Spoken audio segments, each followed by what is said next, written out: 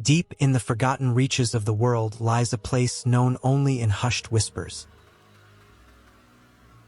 A place where time seems to stand still, where the air is thick with sorrow, and the very ground beneath your feet pulses with the remnants of an ancient curse. This is the story of Vesper Hollow, a village that, by all accounts, should not exist. A place where no one dares venture and from which few ever return. But some things should not be forgotten, no matter how desperately we try to bury them.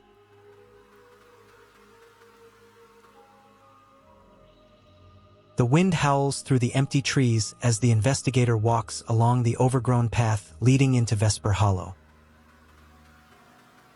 The air is damp, heavy with the smell of decay. The village seems to beckon him, though he knows little of its dark past. He's heard the rumors, whispers of unnatural disappearances, ghostly sightings, and a curse that has gripped this place for centuries. But those are just stories, right? Stories told by superstitious villagers in the nearby towns.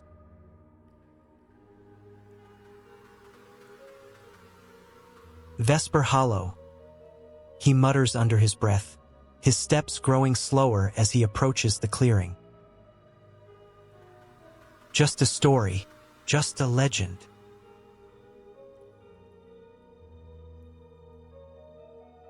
The village is shrouded in a veil of mist, its outlines barely visible in the gray light of dusk. The investigator adjusts his jacket, trying to shake off the unease creeping up his spine. The road ahead narrows, bordered by gnarled trees whose twisted branches seem to reach out toward him, like fingers grasping for a lost soul. With every step he takes, the village seems to grow closer, the silence more suffocating.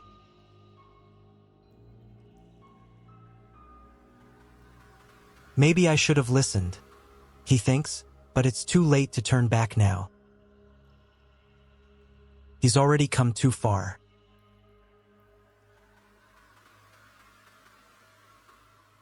Vesper Hollow sits like a forgotten relic from another time, its buildings standing in various stages of decay. There are no signs of life here, no birds, no animals. The only sound is the wind as it rustles through the leaves. As the investigator moves deeper into the village, he notices the houses are oddly preserved. The windows are cracked, the doors slightly ajar, but the structures themselves seem untouched by time. It's as though the village was frozen in a single moment, unable to move forward.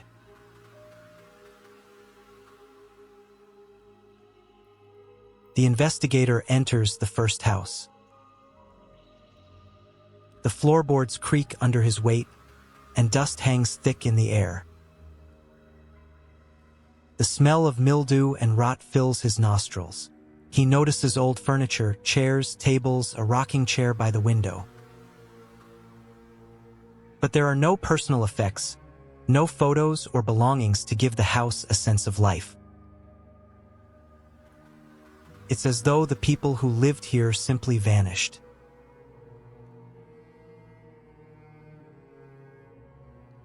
He moves through the house, each room darker and colder than the last.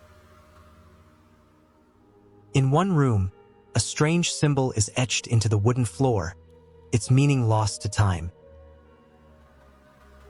In another, the remains of a fire smolder in a blackened hearth, untouched by the years.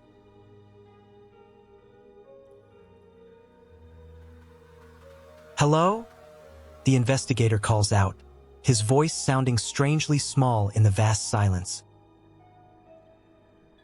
But there's no answer, only the soft creaking of the house as the wind pushes through the broken windows.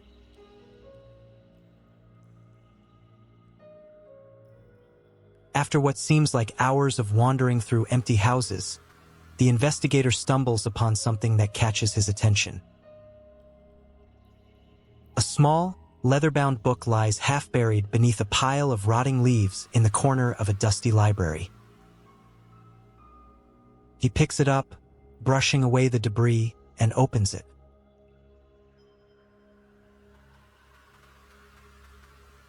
Inside, the pages are filled with strange symbols and archaic writing.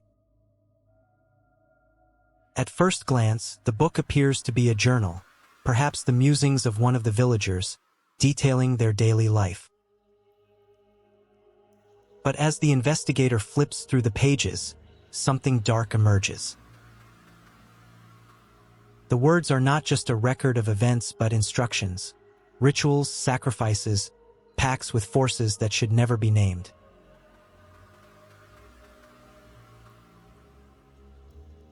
The book details how the village came to be, how the first settlers, desperate for prosperity, made a pact with an ancient and malevolent force. The terms of the deal were simple: eternal life in exchange for a single soul. The villagers agreed, unaware that the cost would be far greater than they could have ever imagined.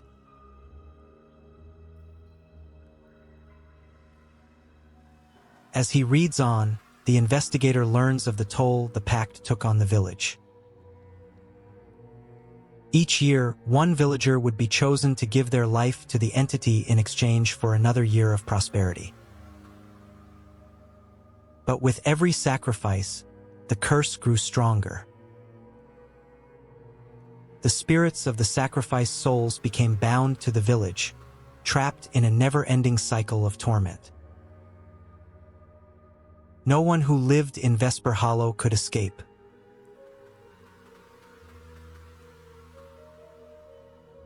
The investigator feels a shiver run down his spine as he turns the pages faster, unable to stop himself. He has to know more. But even as he reads, he hears a noise, a faint, almost imperceptible sound that makes his blood run cold.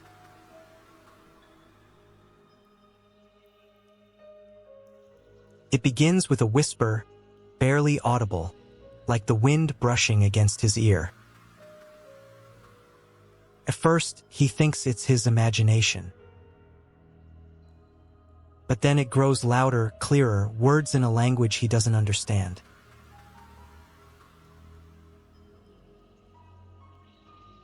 He looks around the room, but there's no one there. He's alone, or is he?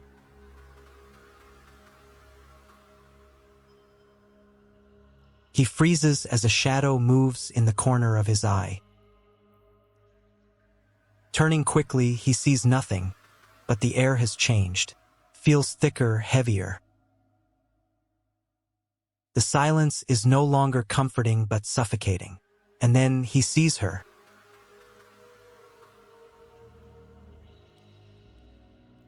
A figure stands in the doorway, her face pale, her eyes wide and unblinking.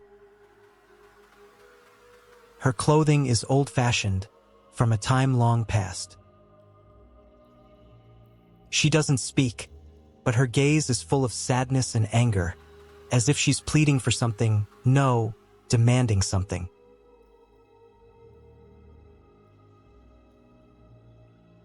Without thinking, the investigator steps toward her, but the moment his foot crosses the threshold, she vanishes, leaving behind nothing but the cold, empty air.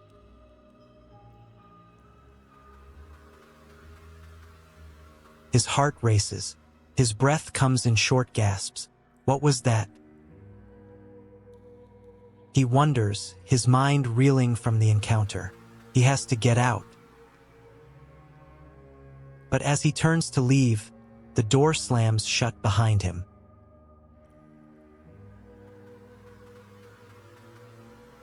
As night falls, the investigator begins to lose track of time. The village feels alive in a way he can't explain.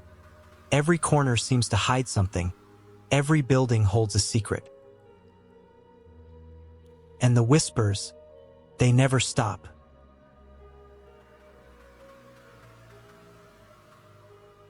The investigator finds more books, more journals, each one revealing the terrible truth. The villagers never truly lived.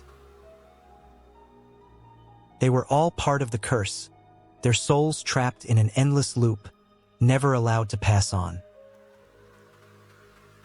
The price for immortality was paid in blood, and now the land itself is cursed.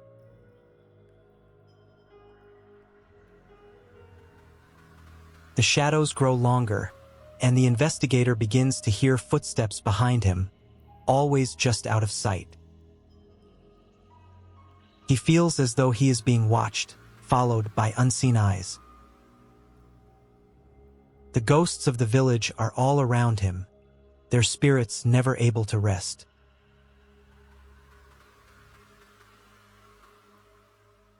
In the heart of the village, he finds the final piece of the puzzle, a large, ancient altar, stained with dark, old blood.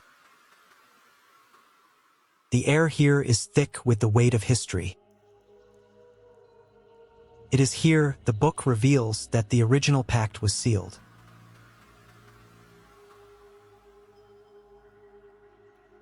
As he approaches, he feels a cold hand on his shoulder. He spins around, but there's no one there. The whispers grow louder, more frantic. He realizes that he, too, has been marked by the curse. The village will never let him leave.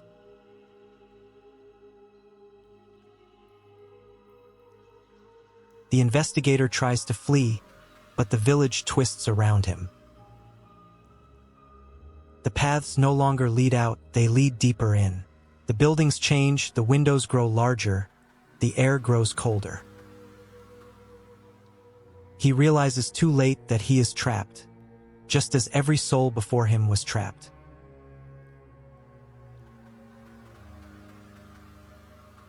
The village has claimed him, just as it claims all who enter. His spirit is bound to the land, forever a part of the cursed settlement.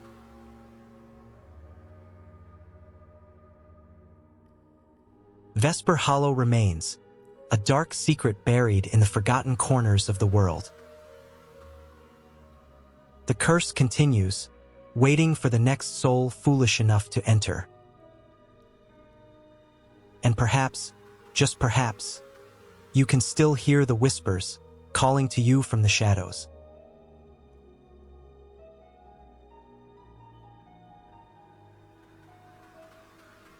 The cat scratched my door. It had been a week since Charlie, my beloved cat, had disappeared. At first, I thought he'd just wandered off like he sometimes did. But after days passed with no sign of him, I grew anxious, thinking something might have happened to him. I posted flyers, asked neighbors, but nobody had seen him. My apartment felt eerily empty without his presence.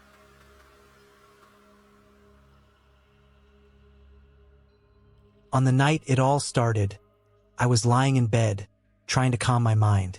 The apartment was quiet, too quiet. The hum of the fridge, the distant sound of traffic from the streets below. It all felt muffled, as if something was pressing in from all sides, drowning out the usual sounds. I pulled the blanket up around me, trying to ignore the gnawing feeling in my stomach. Then I heard it, a soft scratch at the door.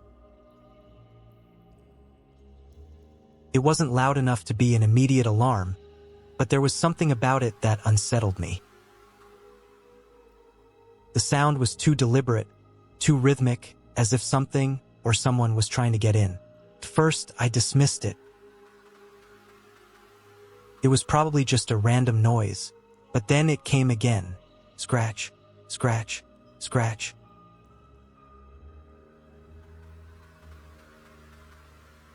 I sat up in bed, heart pounding. I glanced toward the door, where the scratches were coming from. The hairs on the back of my neck stood up as the sound continued, growing more urgent, like claws against the wood. It was definitely not Charlie. He'd never scratched the door in that way. He always preferred the couch or his scratching post. "Charlie!" I called out, my voice shaking. There was no reply, only more scratching.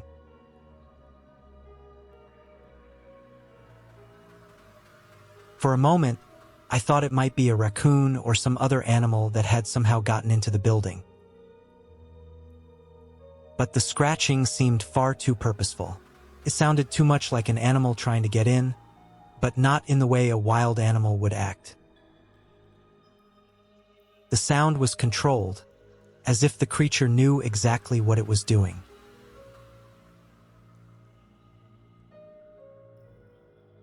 I got out of bed, moving slowly, my feet barely making a sound on the hardwood floor. As I approached the door, the scratching stopped. I paused, confused and wary. My breath caught in my throat as I reached for the doorknob. The silence was suffocating.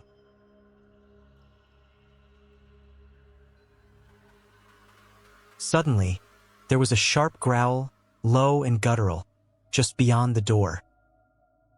My heart nearly stopped. That sound, I'd heard it before. It was Charlie's growl, a warning growl.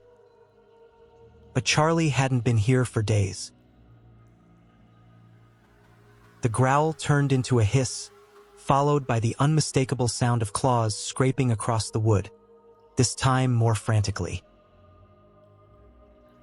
I jumped back, adrenaline surging through my body.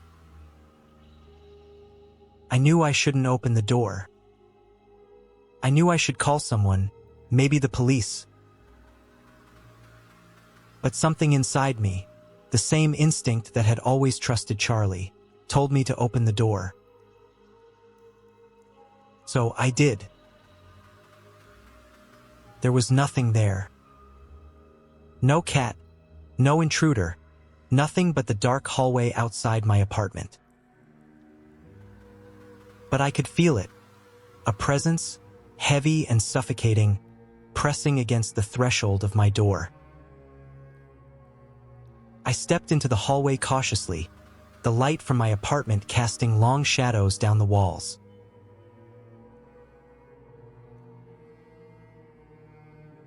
"Charlie," I called softly into the darkness. My voice echoed eerily in the hallway, and for a moment, I thought I heard a faint meow in the distance. But it was quickly swallowed by the silence. I waited for a response, but none came. As I turned back toward my apartment, I noticed something strange. The air around me had grown colder, unnaturally so, and I saw my breath fog in the air. The temperature in the hallway seemed to drop by several degrees in a matter of seconds. It felt as though I had stepped into another world, a world where reality was no longer certain.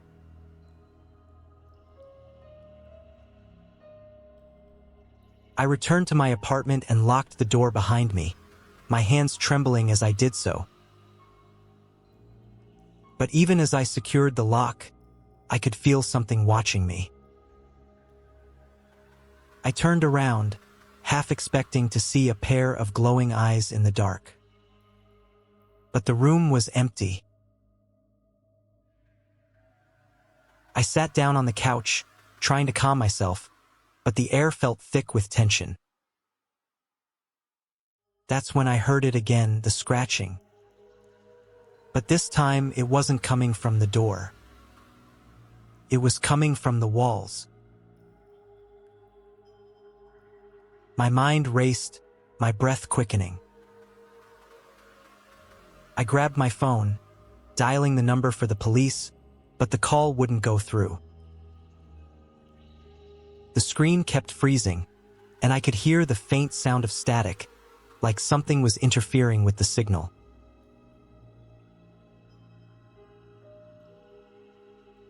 The scratching grew louder, now joined by a faint thumping sound, like something heavy was moving inside the walls. I pressed my ear to the door, listening intently. That's when I heard the voice. "Let me in." It was a soft whisper at first, but it was unmistakable. It sounded like Charlie. My heart skipped a beat, and for a split second, I almost convinced myself it was really him. I stepped back from the door, my hands shaking uncontrollably. Then the voice came again, this time louder, more demanding.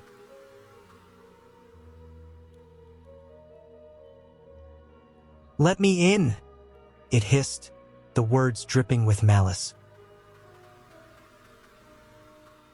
I backed away from the door, the hairs on the back of my neck standing on end. The voice no longer sounded like my cat. It sounded wrong, like something trying to mimic Charlie but failing. The voice wasn't just a whisper anymore. It was a growl, deep and threatening.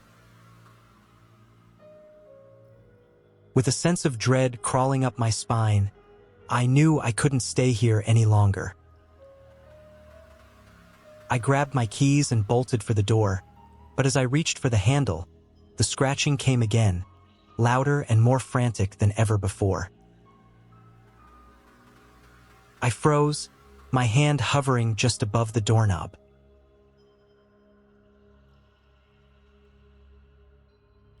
And then, in the corner of my eye, I saw it.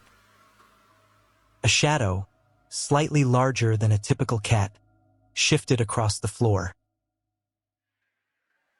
I turned, heart pounding in my chest, and saw the faint outline of a figure crouched in the corner of the room. Its eyes gleamed in the dim light, and the growl grew louder, more desperate. The creature moved forward, and I saw it for the first time. Charlie's body, but twisted. Its fur was matted, its eyes glowing an unnatural green, and its mouth was twisted into a grin far too wide for any living creature. I stumbled backward in horror, but it was too late. The figure lunged at me, its claws raking across my chest as I fell to the ground, my vision blurred with fear. I screamed, but the sound was swallowed by the creature's snarls. It felt as though the room was closing in on me, the walls pressing tighter, the shadows alive with malicious intent.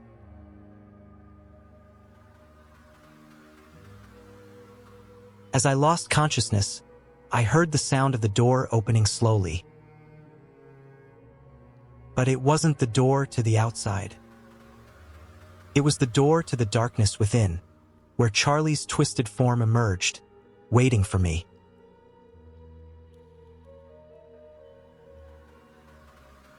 The man brought back.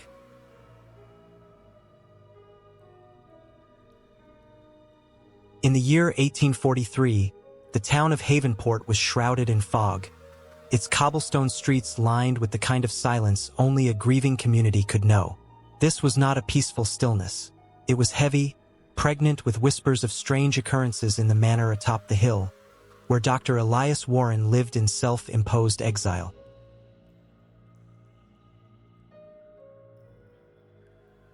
Elias had once been Havenport's pride, a brilliant physician with a gift for healing, but tragedy had transformed him. His beloved wife, Clara, succumbed to a sudden fever, leaving him bereft and questioning the natural order. "Why must we accept death?" he asked the empty air as he stared at Clara's portrait, her serene smile mocking his despair. "If death is a law of nature, then it must have loopholes."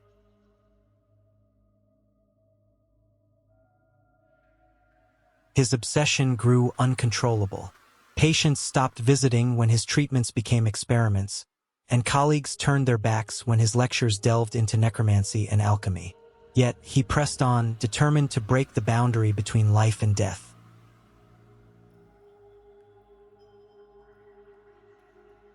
The rumors of Madame Celeste, a necromancer who dwelled in the Blackwood Forest, reached Elias during one of his nocturnal visits to the town tavern. Her name was spoken in hushed tones by those too superstitious to say it aloud. She was said to have brought back animals, even people, from the dead, but at terrible costs.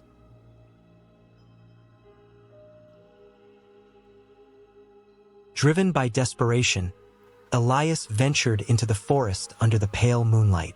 Celeste's cabin was a dark, leaning structure surrounded by withered trees. Inside, the air was thick with incense and decay.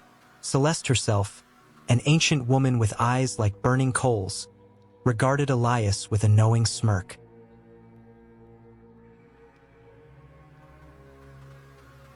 "You seek the impossible," she rasped.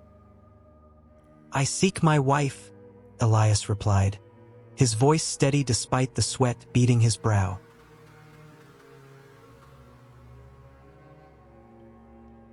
Celeste's laughter filled the room, echoing unnaturally.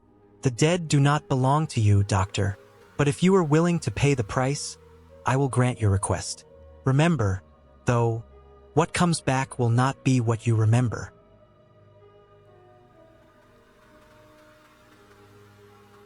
Despite her warnings, Elias accepted her terms. She instructed him in forbidden rites, rituals that involved blood, ancient symbols, and the invoking of unspeakable names. For weeks, he prepared, gathering the required components while ignoring the unease growing in his gut.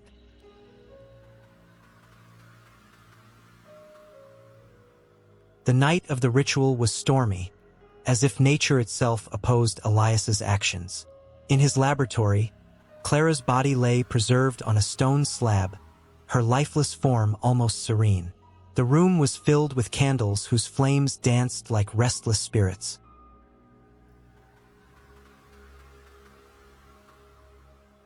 As Elias chanted the incantations Celeste had taught him, the atmosphere grew oppressive.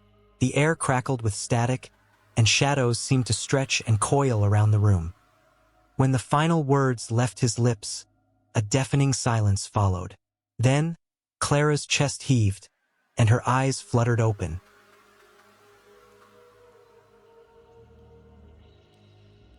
"Clara," Elias whispered, tears streaming down his face. She looked at him, and for a moment, it was as if she had returned. But her eyes, though blue as ever, held an otherworldly sheen. Her movements were stiff, almost mechanical, and when she spoke, her voice carried an echo that made Elias's skin crawl.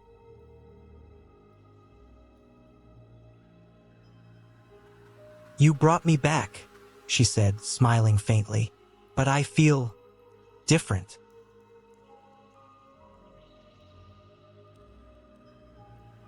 For a time, Elias was overjoyed. He cared for Clara as if she were a fragile doll, ignoring the peculiarities that began to surface. She no longer needed food or sleep, yet she often wandered the house at night, her bare feet making no sound on the wooden floors.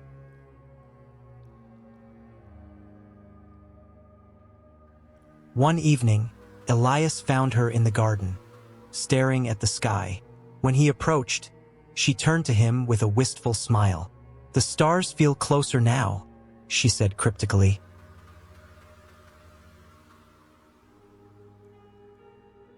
But then, stranger things began to happen. Objects moved on their own. Elias would hear whispers in languages he didn't recognize, emanating from empty rooms. Clara's behavior grew erratic. She would laugh at nothing, her voice tinged with malice, or cry uncontrollably, her tears black as ink.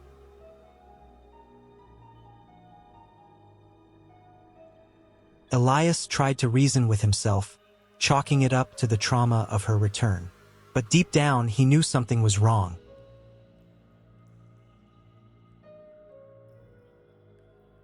As weeks turned into months, Havenport began to notice Clara's return.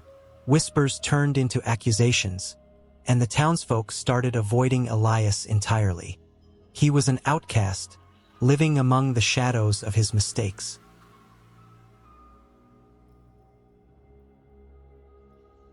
One stormy night, Elias awoke to find Clara missing from their bed. Panicked, he searched the house and eventually the woods, where he stumbled upon a horrifying scene. Clara stood in a clearing surrounded by ghastly figures. Men, women, and children with pallid skin, sunken eyes, and twisted bodies.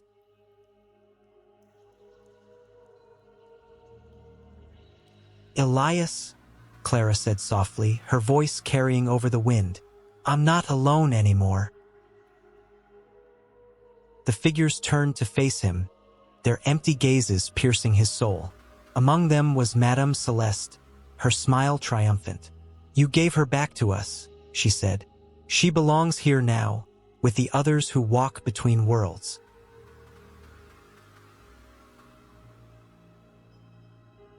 Elias fled, but the figures followed, their steps silent and relentless. They didn't kill him, no, they wanted him to suffer. Over the next days, his mind unraveled as he was haunted by their whispers and glimpses of Clara in every shadow.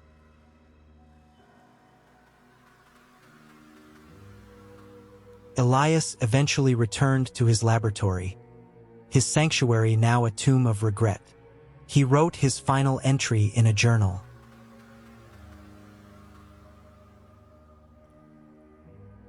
"I sought to defy death and lost everything. Clara is not mine, nor is she of this world. The dead are not meant to return, for what comes back is a reflection of our own hubris, empty, hollow, and hungry."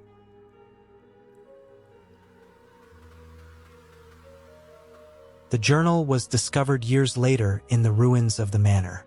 Of Elias, no trace was found, but some say his ghost roams the Blackwood Forest, warning others not to make the same mistake. As for Clara, her pale figure is still said to appear on stormy nights, wandering the woods in search of her husband or her next victim.